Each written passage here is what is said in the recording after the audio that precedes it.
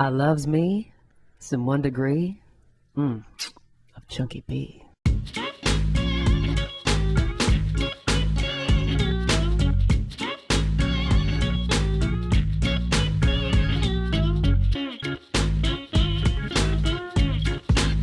Now, I just have to make a comment about Chunky B. Have you ever seen him looking so good?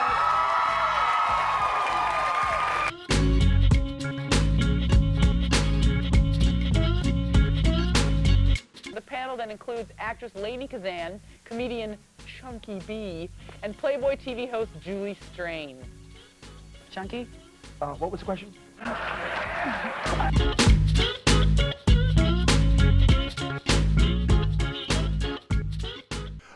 You know something? Feeling good about today. I'm feeling really good. I feel centered, Okay. balanced, and I'm going to tell you why in a minute. But one thing about our day, our show, it revolves around something really, really good. Oh, by the way, ladies and gentlemen, welcome to 1 Degree of Chunky B in the Garage of Love. You could always check us out at chunkyb.tv. I want to give your undivided attention to the man across the table. He goes by the name of Gary Adler. That's right. And Executive producer of Love. Thank you. I'll be looking down the entire show. You will be looking because the manimal isn't here. The man.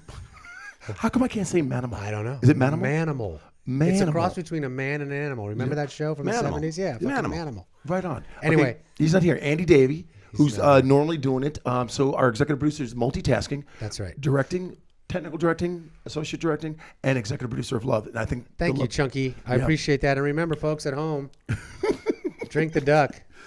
Check this out. You stoners. I know you're stoners because you watched, you tune in the show. You're all fucking high right now. I can tell. That's a hemp ale?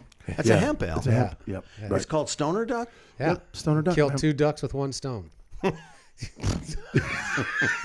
That's not bad. Yeah, fucking spokesman for this But shit. here's something I'm really excited about. So we're not even, we haven't even. Yeah, we'll get to him in a minute. Okay. You know for a fact, I know our lighting's kind of, just check it out. The response we're getting from our viewers for this new sponsorship, the product, Asta Glow, it's going off the charts, my friends. You people, you're probably laughing with us, but this stuff is totally working. World class. Let's do a shot of it right now, John. Okay, you want to do a shot? Yeah, let's do a shot. Okay. Let's freak Paul out a little bit. Okay, this right here, my friends, check this out. Yeah. Look at this, brand new. That's straight from Brazilian vulvas, right? That's the vulva. Is that what he said? Gold. Yeah. Okay, don't make up any rumors or anything. But you know something? Our guest took the thing. He took the other. So what you do here, folks, you get this big bottle of this gold liquid. Yeah, it's fulvic gold. Yeah, fulvic. Yeah, yeah. fulvic. Check it out. It's a new word. That's a whole cap full. Check it out. Watch what happens. Watch what happens. Inner beauty. Yeah, look at that. Inner beauty starts. I'm feeling one within myself. Yeah. When I think of me, I touch myself. Let me get a shot of that. Yeah, Wow. take a shot. Yeah. Take a shot. Let me see. Maybe our guest would like one. I like my Astaglow in the hand pump variety. Yeah, don't drink that one. You don't want to drink that. That's topical. Please, That's topical. Please pass the napkins. All right, folks. Gary Adler enjoying it. Asta. Right on. It's the most expensive water in the world. What is Astaglow? It's something that makes you golf better. Apparently from the brochure. Well, then you didn't take yours this afternoon, did you? Oh, that's gold. That's gold. snap. That's gold. Damn. Oh. You hear his voice. You may see his face right now. He goes by the name of Paul Casey, one of the elite television directors in the country, and I would say world. Wow. Thank you. Yeah. I'm sitting here with Paul Casey right now after a glorious day on the golf course. We just got back from a little bit of sushi. We solved some world problems. And I said to Paul Casey, I've been saying for the last year, Paul, can you please be a guest? Please be a guest. He's like, no. You do your little fun little thing, you little Boy Scout trying to make a radio. No, now you're committed. You're here, and you're Asta-glowing. And you're Asta. And you're Asta-glowing. My ass isn't glowing. I want to let you know we joke about it, but the product is for. And you're going home with some product. I can see Bring it the home to inner little beauty. lady. The inner beauty is starting to come out. Yeah. Chunky. It's a lovely thing. Chunk. Yeah. You look great, man. Do I? No, I don't. I never look fantastic. I look like like the Gorton's fisherman. Yeah. We'll say that story again. Let me tell you something, Bob. I know I got a face like a foot because one, I went in for a facial. They charged me for a pedicure. And like, ooh, lady, that was your face. There's a joke in there somewhere. I'm sitting at the very famous Cozy Inn on Washington Place one late afternoon. The sun was setting from the west. The door was facing the west. The sun was coming in. I was at the jukebox. This little hottie comes up, looks at me, goes, ooh, are you a fisherman? I go, no, I'm not a fisherman. Why? She goes, your face is all tore up. You look like a fisherman.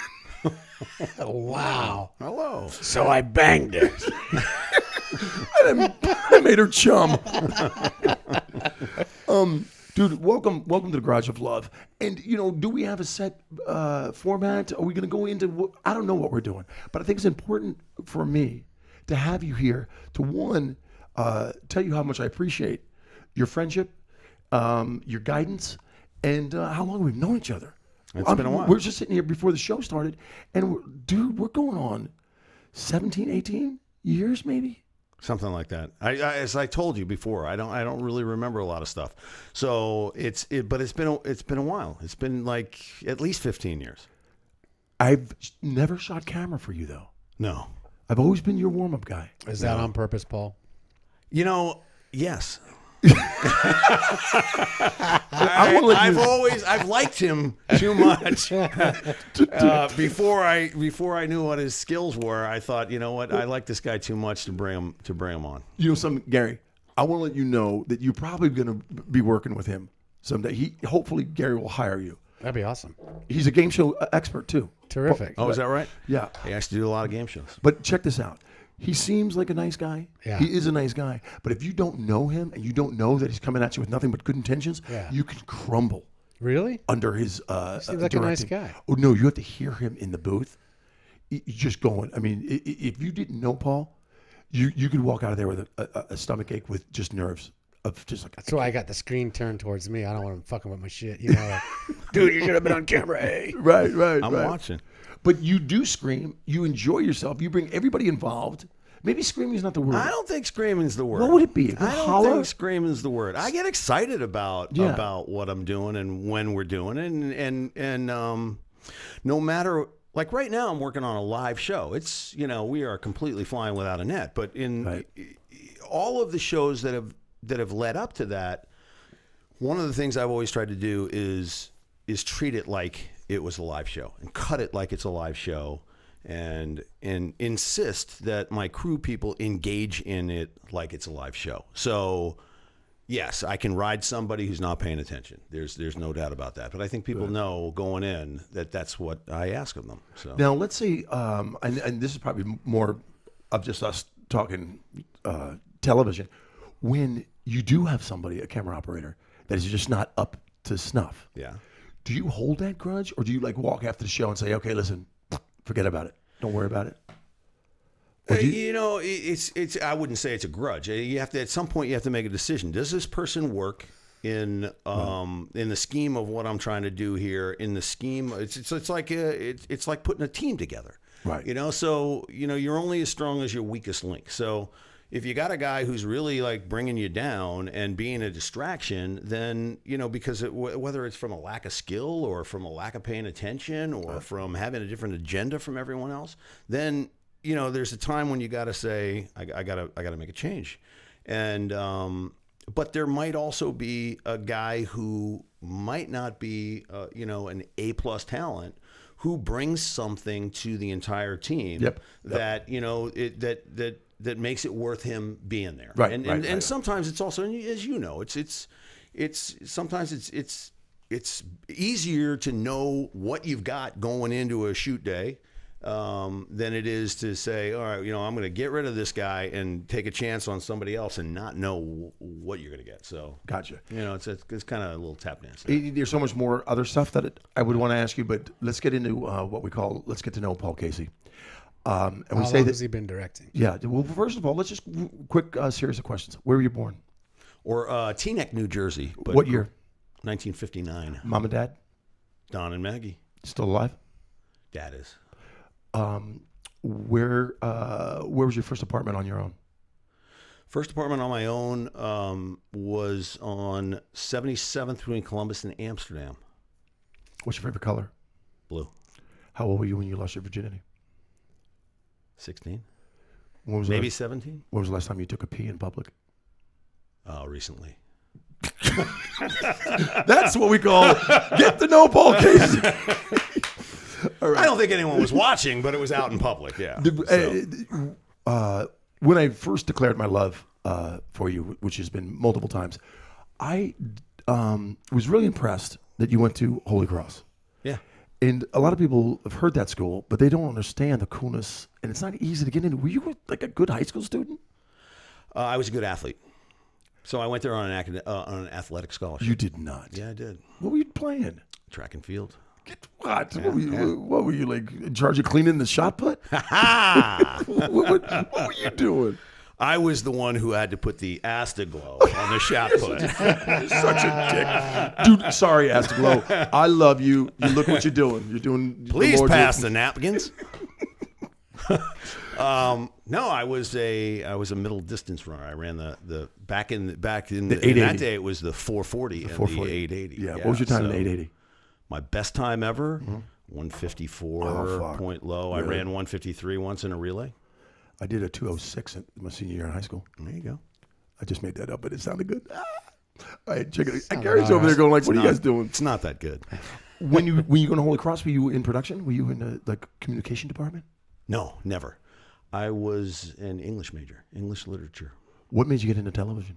I didn't want to wear a tie to go to work, and I didn't want to sit behind a desk. That's actually the truth. When it came time for me to realize, as my dad said, the party's over. I didn't want to sit behind a desk. I was sort of had an anti-establishment chip on my shoulder, so it was like I don't want to do what he did, and he was a very successful businessman, and I don't want to wear a tie. I don't want to sit behind a desk. I don't want to sell anything to anybody because I'm, me. Right. And so I originally thought that I would like to get into sports television.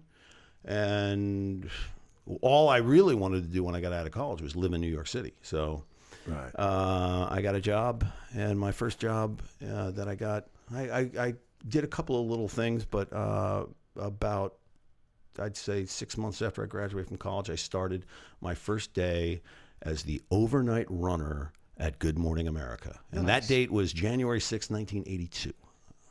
Nice. Really? Yeah. That's one thing that I do remember. I do remember that very well. You remember very little, but you got that date down. Yeah, I do. You know why? Because I was responsible, part of my job was responsible for the art cards that went to the studio, and this was back before graphics were really electronic, and the Good Morning America had like a date title, and my boss gave me that card after my first day, and I had it in my home for a long time, and it was so it was January 6th. Right on. Now, some of you people are probably at home right now Googling Paul Casey, the director. Let me just cut right to the chase. You've got a decent looking freaking resume. Oh, well, of course, we it'd be nice if we had it. I know, but I'm going off the top of my head. Right before the show, I started writing something. We first met on a test that was with Jillian Barbe, and 4 celebrities would sit down, and she would ask like bizarre questions. It was sort of like a psychology test? Yeah. Of some Don't you remember there was a doctor up in the deck there? I forget who and then that was. The doctor would analyze the people's answers. Yeah. Yeah. Well, you don't even remember when was that on FX or Comedy Central? One of those FX. two. Yeah. Some celebrity didn't show up, and I was a guest on it.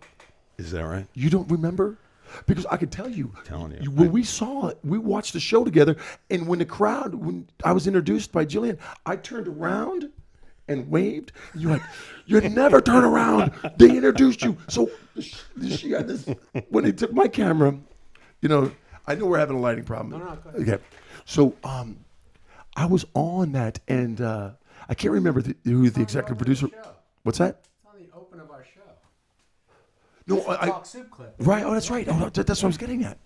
I can't remember who the executive producer is. He's with Ellen. Is it Andy Lassner? Yeah. Andy Right. Lassner. Yes, you're right. What do you know? He comes up to me and says, "Chunky, I want you to go big. We need some excitement. Right now, we got a boring show. We got an ex-porno girl, and we had Lady. I think there were a lot of those. Yeah, Lady Kazan. I don't remember. You remember that old actress woman? Yeah. And some other, whatever.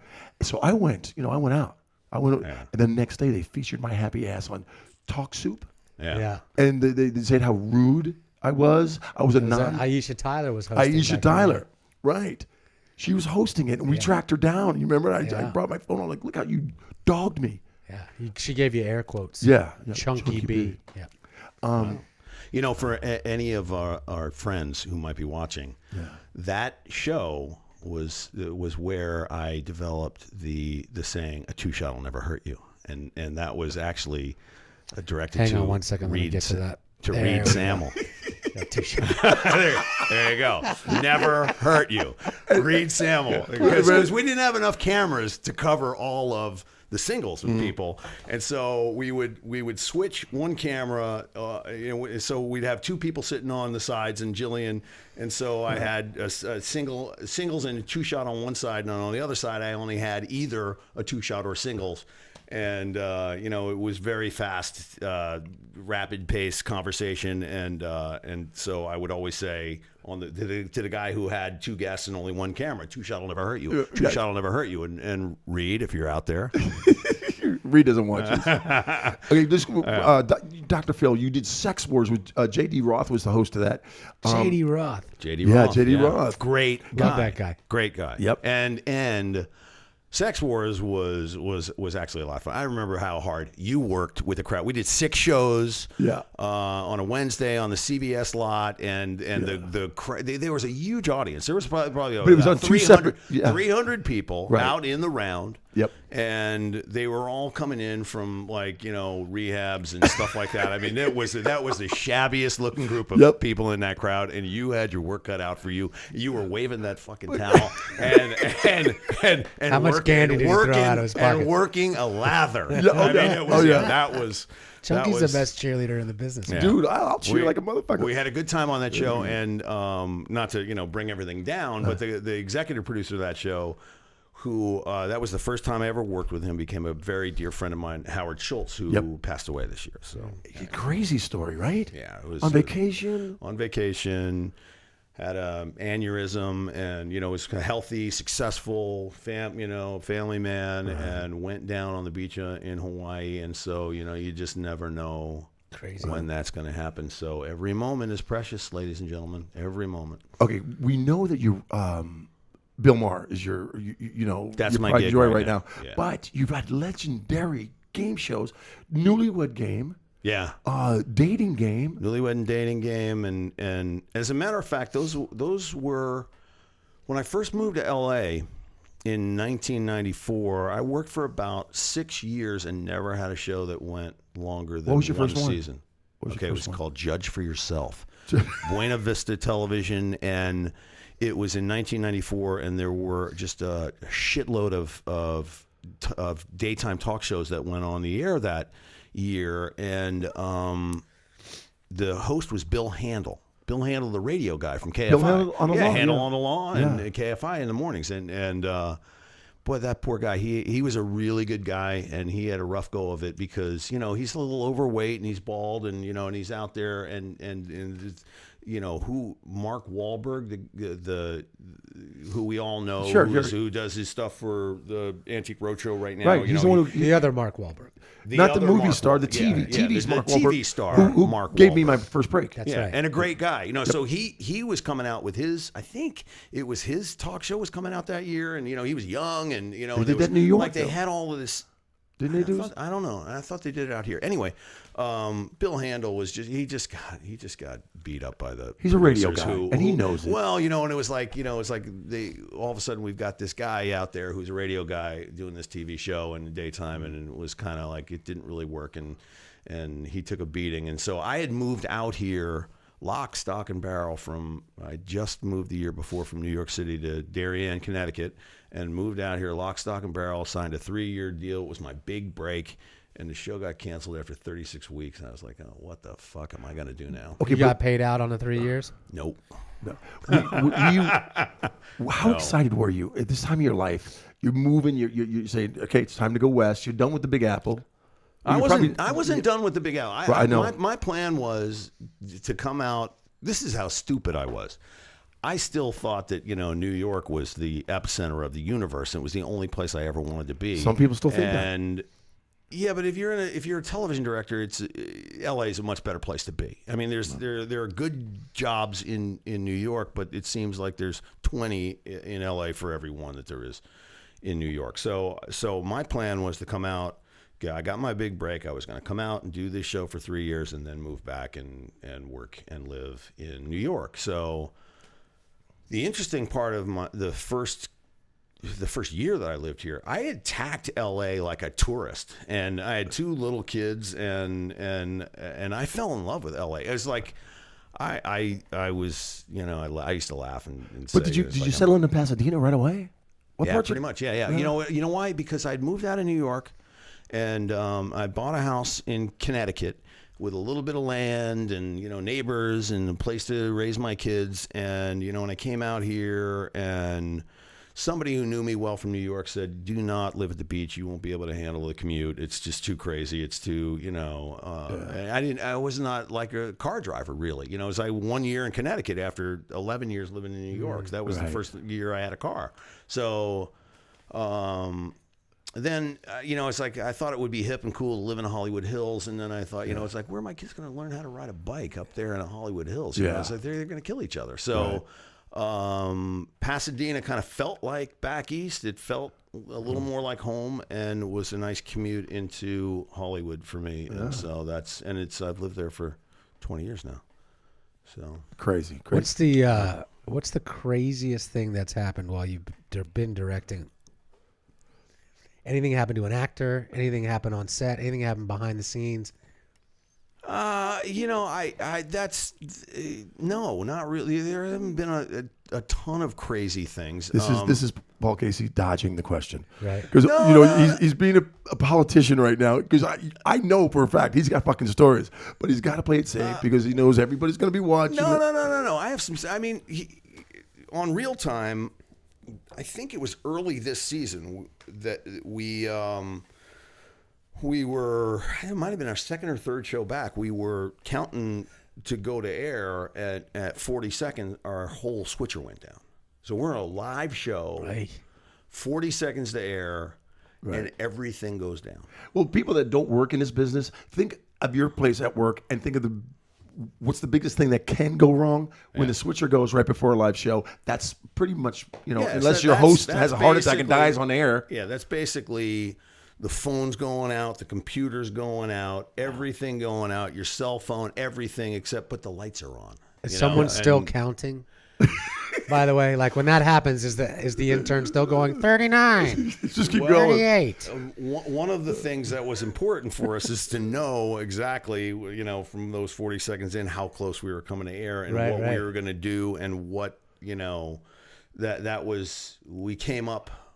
We were actually it was a miracle that the switcher was restored with about 6 seconds. We started, at 10 seconds I started seeing blue colors on the screen, and it's like they were warming up I have again. a wall of monitors in front of me with cameras and graphics and everything, and I started seeing some blue somewhere, and then inside of 10 seconds, monitors started to come on. So we jumped into it, and part of the top of the show was kind of screwed up because things were all kicking back in at different times. But the big challenge was that all of the graphics for the jokes on the show were lost.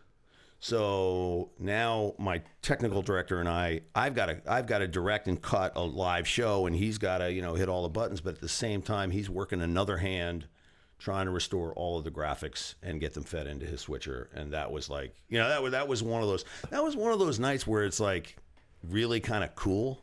It's cool that stuff happened, and it was cool. You like, got through it. You kind of see who who's got the right stuff. Who panicked? Who didn't panic? Was it like after the show when you okay, that's a wrap, and then you guys loosen up your ties and light up a cigarette and act like you just brought the the astronauts back to back to Earth. Oh, everything's safe. No, it wasn't quite like that. There was a lot of questions to be answered about what the New fuck rule. just happened. Quit fucking this shit up. Yeah. Well, that gives me a flashback to this World Series. What do you think the control room was like when they stopped the World Series because of a technical problem? Complete and total loss of power to the truck. I mean, that must have been an amazing place to be. Oh my Someone's got to have some footage. There's got to be a camera on somebody. They lost power to that too. But when you're thinking about, for me, I'm sitting at home watching the game live, and I see the old school. We are experiencing technical difficulties. The graphics slide right comes up there. I mean, that guy fishing. That is like, this is really fucking bad. And then you cut to the guys who are in the Fox Sports thing, and they don't really. It's like, thank God that they're that they were even standing around their back in the their studio little table, because they were caught by surprise. And that's the kind of stuff. That's the kind of stuff that when I watch TV. I want to watch that over and over and over again. And I have a 17-year-old daughter. Is my last kid who's at home, and she's got to suffer through watching TV with me. When I'm like, all right, we're gonna pull this back. Look at this guy's face. Look at his face. When does he realize? Is the first things he's saying are like, it's like, what are we doing? Oh, we're back. How are you? It's like, and so that stuff fascinates me. I love it. It's No, are you doing that to not reenact, but I know what that guy feels like. I know what's going on. You're like, oh, that motherfucker got it. I'm glad it's not me. Yeah, I'm glad it's not me. It's kind of just a fascination for understanding what they're going through and did I just actually. This is the best thing about. How I love to watch television nowadays is with a clicker that you can just like bring stuff back and you can, and I analyze stuff. I analyze stuff when I watch it. It drives my family crazy. Do you find it hard to get involved in a good show because you're analyzing everything? Like, can you watch a show and get lost in it at all ever? Yeah, I can, but there are not a lot of them that I do. But yes, I can. What's your favorite show to watch that you can get lost in and not worry about who's directing it or what camera's being used at the moment? Well, there's never that, right? Because I'm always kind of blown away by certain type of cinematography or a certain type of blocking in a sequence or. What are they doing? How are they cutting? How are they framing? How does this look? How is this? I will say the thing, it's like I watch Game of Thrones. I'm still fascinated by that. And what's the hook there? Are you dialed into that? Mm-hmm. Are you up on it? Are you up on it? I love it, man. Khaleesi, bro. I'm not in. I haven't. Got my head wrapped around it yet. When I was a kid, when I was a little boy, my family moved from my little town of Oradell, New Jersey, and moved over to Europe for 5 years.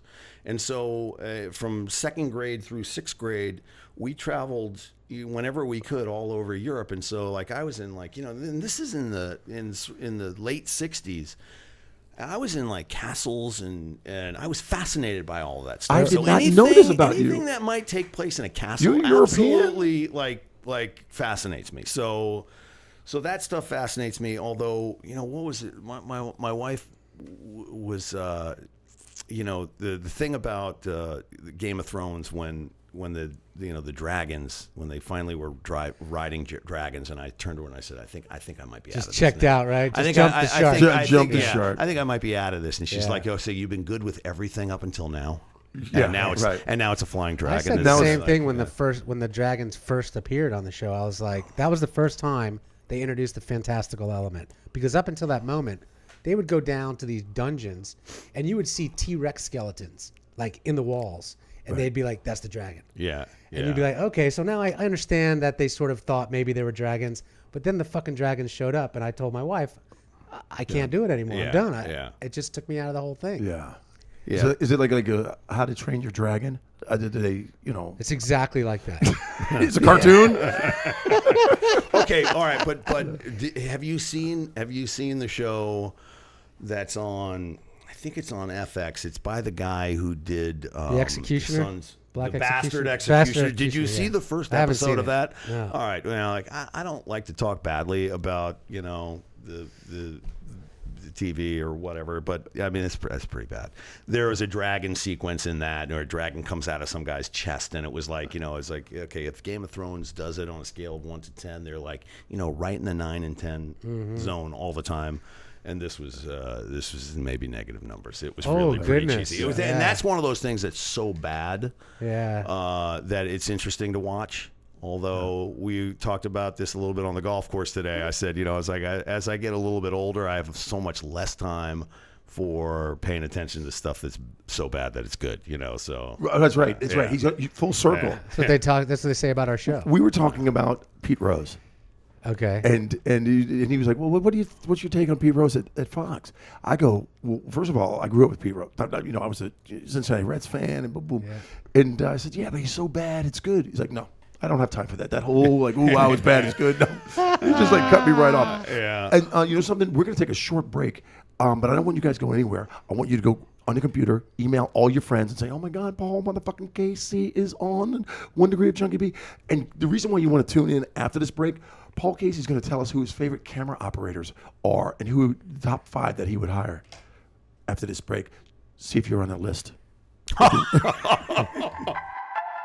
Hey, you guys, Chunky B.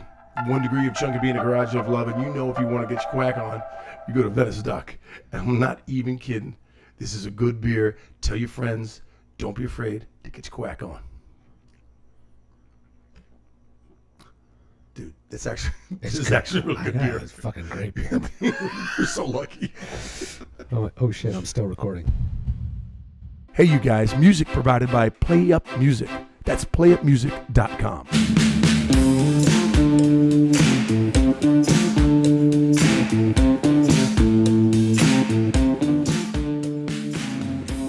Hey, I'm Director Paul Casey, and you're watching 1 Degree of Chunky B.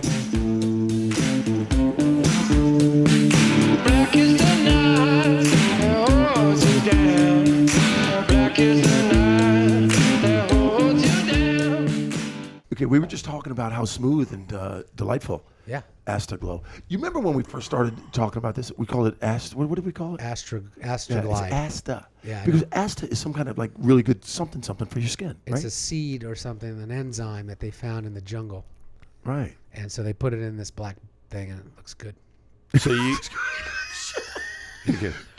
When this stuff blows How up, many times have you said that? If I had a dime. oh Lord. Okay. We're talking television. You're in 1 Degree of Chunky B in the Garage of Love. We got the Yeah, great. plug a little bit, please. Yeah, guys. The holiday season is among us. Okay, do not be in denial. When Halloween is over, the shit's coming right at you. You're gonna be having Thanksgiving, like fuck, Christmas is. What am I gonna do? What am I gonna buy? A lot of things. Go to chunkyb.tv, press that Amazon button, and you know something. We get a tiny slice out of it, I'm not going to lie to you, but you are not going to pay any more, and then we get to upgrade our equipment. Yeah. And I think it's time. This shit from the 70s has got to go. I mean, sure, it looks good when I have a little orange ball in my mouth. Wait a second. Let's, edit that out. That's a good time to plug Astaglow. That is an excellent time. Go ahead, When Paul you have an Casey. orange bowl in your mouth, use Astaglow. And you people that like beer, you know you're going to go to Venice Duck. This is the hemp brew. It's darker, full-bodied. They make everything out of hemp these days, don't they? No kidding. No kidding. But a fine dark beer. But the beauty of it was, this is our friend's beer. He broke through and had one long, beautiful season at the Dodger Stadium. Venice Duck was available at Dodger Stadium this year. Really? Where?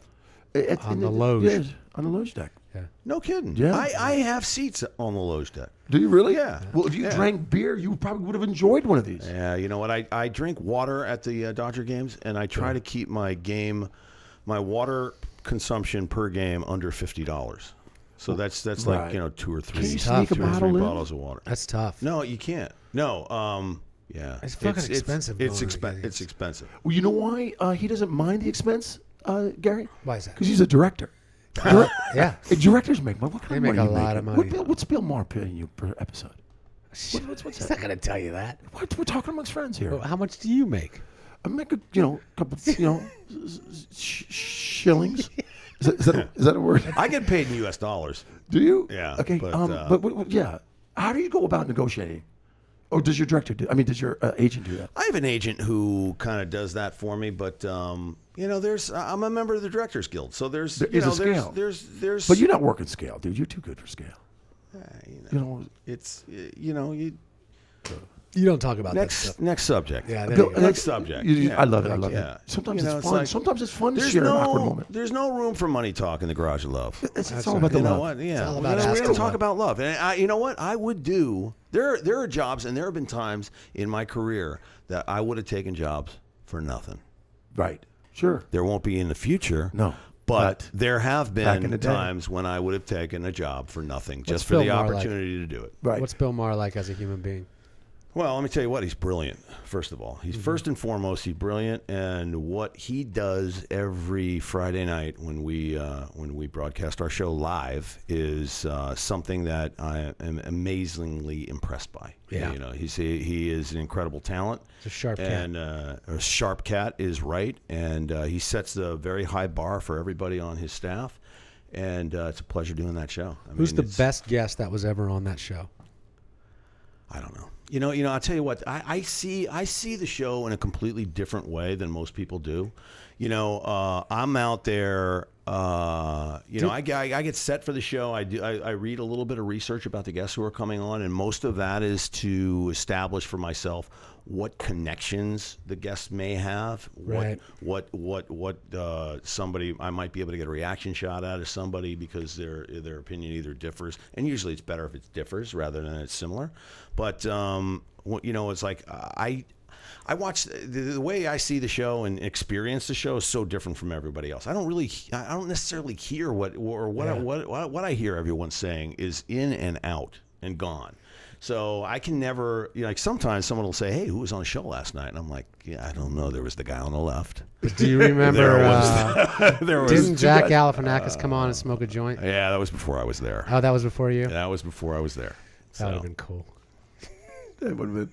I would say so some of the guests that I thought were the coolest and some that I think bring an incredible energy to the show, Martin Short. And Martin Short is, Bill just delights in Martin Short. So it's always nice, when Bill has a guest that he absolutely adores and the chemistry is there. And Martin Short is showy and fun and unpredictable. So it creates an energy, in the room and with the crew, and that anything could happen. So be ready for it.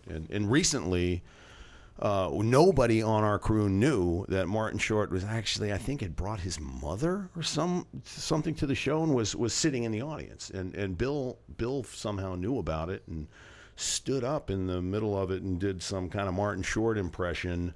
And I will say this, my camera guy spun around, found him, and it was really, and our lighting guys brought the lights up and stuff like that. And that was kind of a cool thing. So Martin Short obviously is right up on top. Does it hurt you or help you? You're not so politically savvy. Is that safe to say?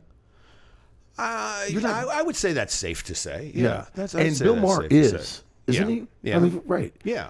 Is it a conflict of interest that you're not maybe up to his caliber of politics? I mean, I'm just saying, is it a drag that you don't know what the hell he's talking about? Well, Chunky, wow. Let's break it down here. I think I have a somewhat of an idea what he's talking about. Okay, it's certainly not at the depth of his understanding of it all. Right. But I kind of know who the players are, and I kind of know what his opinions are, and that's not as important as sort of I guess really. Being on top of the conversation that's happening in the room. you know. So and how are people reacting to this, and where is Bill going, and what are the visual cues that he's giving me that nobody else would understand about where he's going? Body language, just a nod, a look. It's not. It's just me understanding and watching him as closely as I do to know that okay, I see where his eyes are going, and actually, what's interesting is when I was first on the show. I was at a party at after a show with a guy who was featured in a documentary they did on New York Times, and he was a big player at the New York Times. I guess he was, I don't know if he's an editor or something like that. See, that's the kind of stuff that I don't really know all that much about. Right. But he was a guest for the first time on the show, and I was chatting with him. I was like, what was your experience like? You know, so I was new on the show. I was there for, you know, I think I was inside my first year. I want to know what it's like for a guy who's sitting across the desk from Bill. What was your experience like, so I could kind of understand a little better the dynamic that happened out there on the set? And he was like, okay, Bill's the man. It's his house, and he runs the show. And he never says that because the guests don't see him before the show. But he makes it very clear just by the way he initiates the conversation and directs the flow of traffic of the conversation. He makes it clear through body language and sometimes through verbal language, you know, this is what's happening. And so he said, you know, a couple of times when he was going, like setting up a question or setting up a topic of discussion, he looked directly at me like, this is for you. And you know, and he gave me that message through everything but the words that he was saying. So for me, I took that. It was like, okay, God, I can watch Bill and see where he's going. And so it's that kind of stuff that happens. Is this your favorite gig? I would say it's my favorite gig of all time as a director. It's you know, it's a live show, and you know, we fly without a net. We got a great crew, and you know, there's you know, the selfish part of me was like, okay, we go in there, we do the show, and when it's over, we go home. Right. It's not like, oh, we're going to sit around and do some pickups now, and we're going to tape that. That's we're going the to beauty tape of that live. segment over, and we're going to stick around here for a while longer, and you know that. You know, like that's all a part of doing other shows, but this show, I mean, there's just an energy of a live show. And here, the other thing is about there's no commercial breaks either. There's no he goes out, and I'd say it's a testament to his talent, what he does from when he walks out there. He delivers a monologue, talks to like a national or international news leader of the week, and then has a panel discussion with, you know, three brilliant minds. Who are and then all a bunch of differing. Republicans. Yeah. Well, yeah, you know, and then usually like a celebrity, and they, you know, and then who has a 5 minutes or so one-on-one, and then you got to kind of bring that person such a great into dynamic, the rest man. of the, and then beyond that, a big comedy segment in the middle of the show with graphics and, you know, sometimes graphics and music and lighting cues and stuff like that, and jokes he's got to hit, and then at the end, the new rules and the biggest piece of writing on the show, which is what we call the editorial. That's the last bit of business in the show. So it's. How many days do you prep for one? Do you just come in on a Friday? No, I don't just come in on a Friday, Chunky. I just come in on Thursday afternoon. When all the meetings are done. I tell you what, I'm a lucky guy. I'm a really lucky guy because, you know, there are writers on the show and producers on the show who work tirelessly all fucking you work week. tirelessly your entire career. You deserve to have a nice time, don't you think? It's just the difference between what my job is on the show and what their job is on the show. Yeah. But I remember, this is funny, when I first was working on the show, and I was so excited because I go back away with some of the people who produce the show, and I was so excited to be on this gig, and you know, it's like a big boy show. And so I remember saying to my boss, as I was prepping for my first week going in, I said, so you need to be there Monday? And he's like, oh, you know, Mondays, you know, they're really kind of just going through the, you know, ideas of the stuff over the weekend. And I don't think we need you on Monday. So I said, you know, all right, Tuesday then. He goes, well, you know, Tuesday we're kind of still fleshing out that, and we have a writers meeting on Tuesday, and I don't really think we need you. All right, then Wednesday then. He goes, you know, Wednesday, you know, it's not. You want to break your heart, right? So it's like, I'm like, All right. Well, because Thursday we have a rehearsal in the afternoon. So on Thursdays you can come in with what we do is rehearse the written material, the written comedy material on the show. So the monologue. We have what's called a desk piece, and that's a comedy piece that's in the middle of the show. Does Bill come in for this day? Yeah, Thursday? yeah, oh, he yeah, does. Yeah, Okay. and then if there's 5 or 6 new rules in the show, on Thursdays we'll rehearse maybe 15 of them, and then the editorial, which is twice as long, which is maybe 3.5 pages, and on Fridays it gets cut down to about 2. So. And when we first did that, like any of the art that supported the jokes, Bill would just hold up on cards and drop them. But this Thursday is a very, very important day for me in the production of the show, because it's the only time I get to see Bill perform any of the written material in the show in his live performance mode, because we do it in front of a crowd of about 100 people. So he works the material there, and that's the only time I get to see him perform it in performance mode until we're live. So Okay, wait a second. Are you talking about? Does he do that Thursday? yeah, we do that Thursday afternoon. So what do you get? Like staff and crew in the audience? No. The audience people bring in. They bring in. Yeah, Okay, it's I got you. I don't know where they drag them in from, I did but not know that. Yeah, They have a warm-up guy on the Bill Maher show? It's not me. I'm just asking if they have one. The head writer and one of the executive producers, Billy Martin, incredible guy, a talented guy, and a beautiful human being. It warms up the crowd on Thursdays and as well on Fridays before the show. He's great though. Your writer does? Yeah, he's an old stand-up guy, Billy.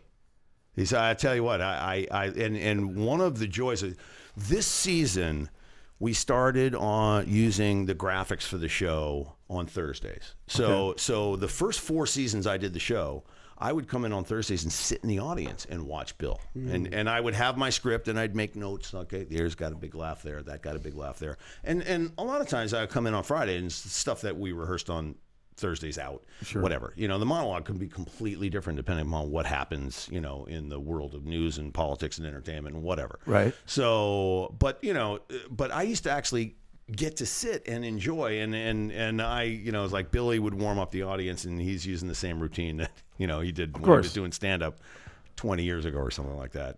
But his jokes are just, they hit my funny bone. He's good. He's delightful. He's delightful. Yeah. So. Okay, a little bit of change. When you do get a gig, right, do you say in your contract, let me pick my people to shoot for? Yeah. It depends, so I came on to Real Time with an established crew. Yeah, so Real Time had been on the air for, I guess, 8 years, 8 seasons, and they, it started off, I think, in the first few seasons they only did maybe 10 or 11 shows or something or whatever, and then when I took over, it was going from, I think, 20 or 21 episodes to 35 episodes. So they were making some changes, and they asked me to come on board. And one of the things that was first asked of me by the producer was, like, we've really, we love our crew. They're at CBS, so half of the crew is the CBS staff people, right, and then there's some freelancers who fill in. And so I was asked to, not come in and make sweeping changes, and to, there are people who are committed to the show, and the show is committed to them as well. It's not easy to staff a show that only airs once a week. Right. Right. So I came in and did that, and it's been pretty much the same crew, and we operate differently, and so some people some of the guys I had worked with before, so right, in fact, many of them, and so it was just it's for them, it's a little bit, okay, we're gonna do things differently. I do things differently from a lot of directors. I set my camera positions up differently and number differently. Most guys number like left to right across the stage, and I go the other way, so it lays out differently for me in the control room and stuff like that. And so it was different. So a guy who was like camera 2 is all of a sudden, on camera 4. Right. And who's your top 5 camera guys?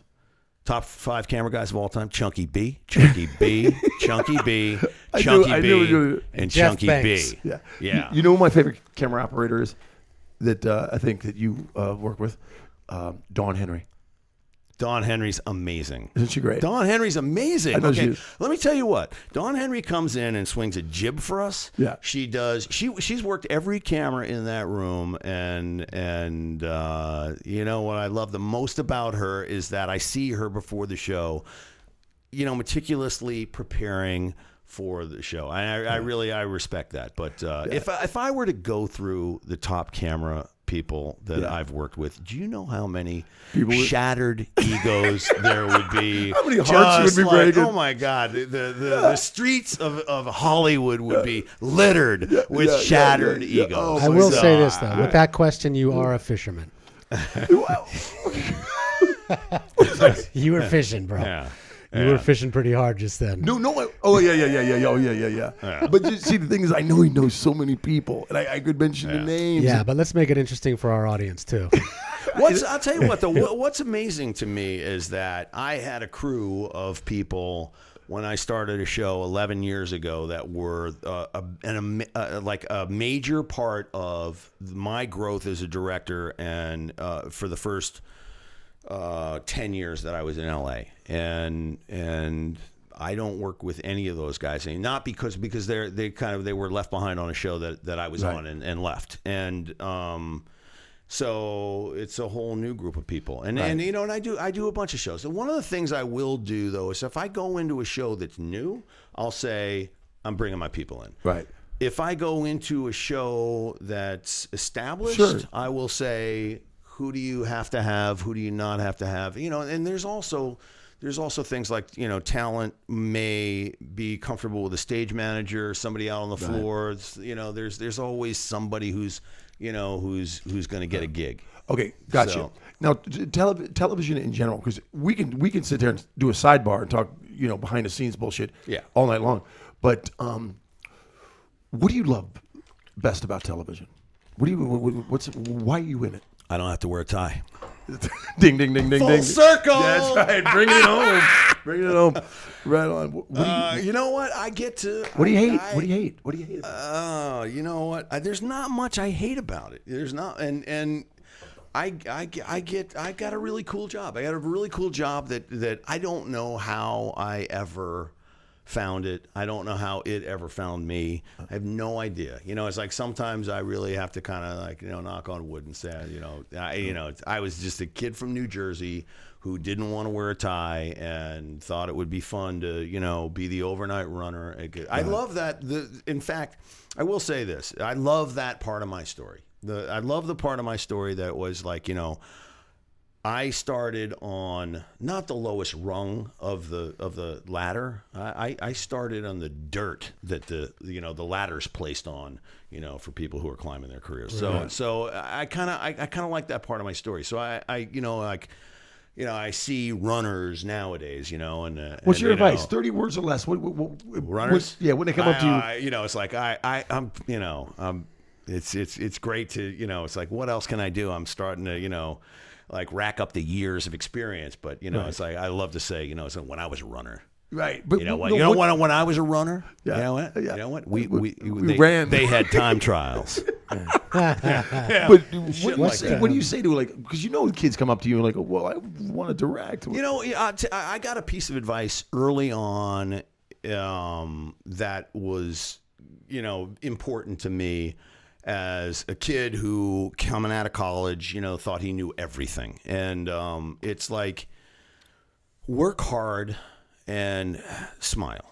Have a smile on your face and be happy to be there, because you know what? If you're not going to do those two things, you're not going to be around for very long. That is great advice. Yeah. So Paul Casey, and you know, you guys tuning in, and I do apologize because I know I got sidetracked by doing, you know, more. It's okay. You know, inside joke, inside stories that Paul and I have known each other for so long. But I would like to say, Paul, thank you for being in the Garage of Love. Thank you for being on 1 Degree of Chunky B. Adler, thank you for letting Paul Casey and I just ventilate, stimulate, educate. Hey, it's been very, very entertaining for me. Okay. And I've gotten to direct Paul Casey. There you go. Wow. So how's That's that? beautiful. There's a 2-shot up right now. Boom. Hey, Two shot will never hurt you. Two shall never hurt you. You guys, we just experienced the wonder that is Paul Casey, and of course, thank you to Gary Adler, My executive pleasure. producer of Love. You guys are tuning in and share the love. Share the love. And I know you work in this business, and you know somebody that knows Paul Casey, and so on and so on and so on. So share it, promote it, love it, be good, be real, be kind. I'm Chunky B. We are DONE. Yeah. It's really good.